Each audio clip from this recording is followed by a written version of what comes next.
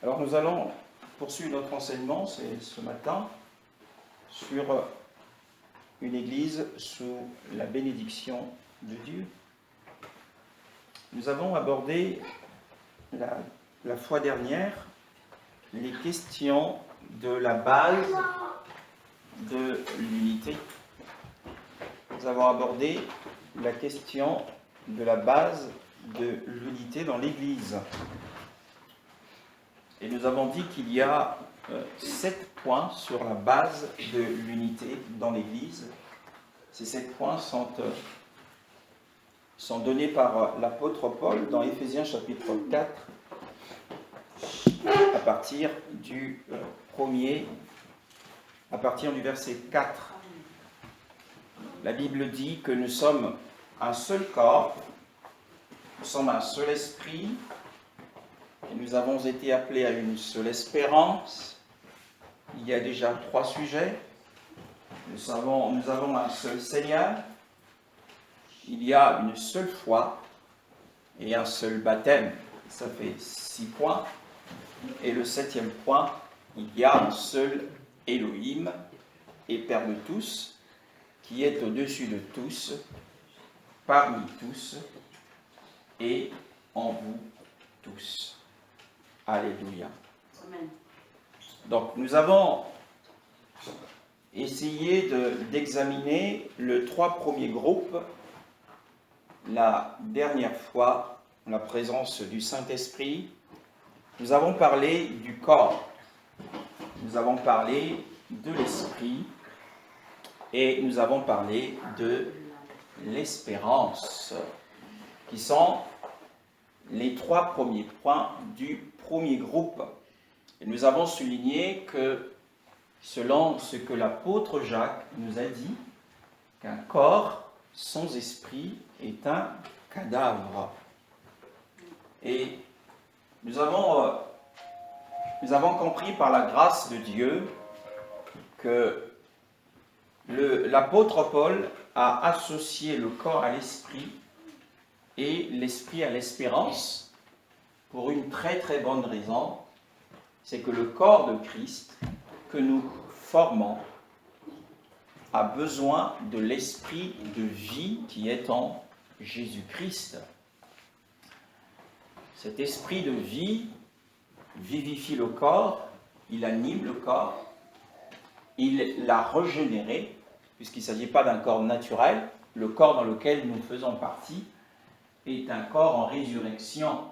Donc il n'y a rien de la vie naturelle, rien de notre vie charnelle n'en fait partie. Donc quand on parle de l'Église, corps de Christ, tout ce qui doit être fait dans l'Église ne doit pas provenir de la nature humaine, ne doit pas provenir de la chair, mais doit provenir de l'esprit, de notre esprit qui a été régénéré, notre esprit qui est né d'en haut. Et le Saint-Esprit qui habite ce corps est celui qui est la source de vie du corps. C'est lui qui dirige le corps de Christ, c'est lui qui dirige un corps local, comme nous constituons un corps local, et la source et l'essence, c'est le Saint-Esprit. Et l'apôtre Paul a associé l'espérance au Saint-Esprit. Eh bien, parce que le Saint-Esprit est celui qui travaille nos cœurs, c'est celui qui transforme nos âmes. Le Saint-Esprit est celui qui, à l'avenir, quand on parle de l'espérance, à l'avenir, c'est le Saint-Esprit qui va aussi vivifier nos corps physiques. C'est le Saint-Esprit qui va les transformer, c'est le Saint-Esprit qui va les transfigurer, et c'est le Saint-Esprit qui va les arracher de la terre pour aller rejoindre le ciel, Christ dans les cieux, au cours de l'enlèvement. Donc c'est le travail du Saint-Esprit, c'est pourquoi le corps, l'esprit et l'espérance sont tous les 3 points qui sont associés. Les 3 sont associés. L'espérance.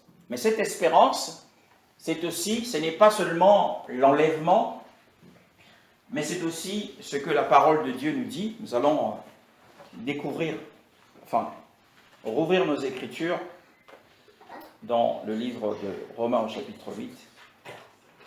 Romains, chapitre 8.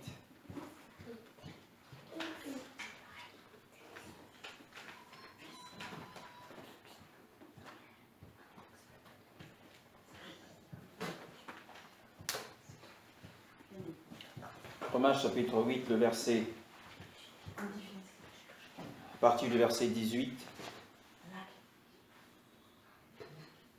Romains chapitre 8, à partir du verset 18. Amen. Amen. J'estime que les souffrances du moment présent ne sont pas dignes d'être comparées à la gloire qui va être révélée pour nous. Ça suit. 19 jusqu'à 22. De fait, La création attend avec un ardent désir la révélation des fils de Dieu.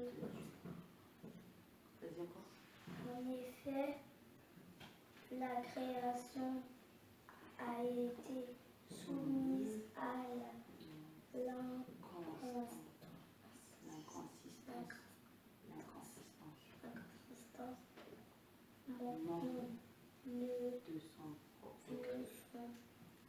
de son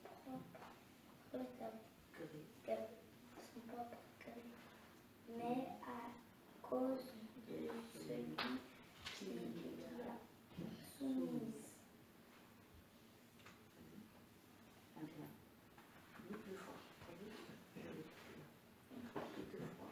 Toutefois, elle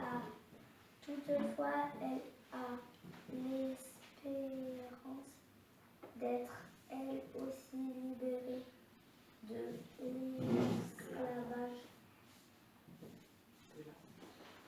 de la corruption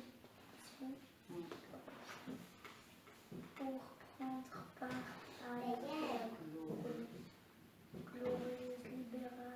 liberté des enfants de Dieu.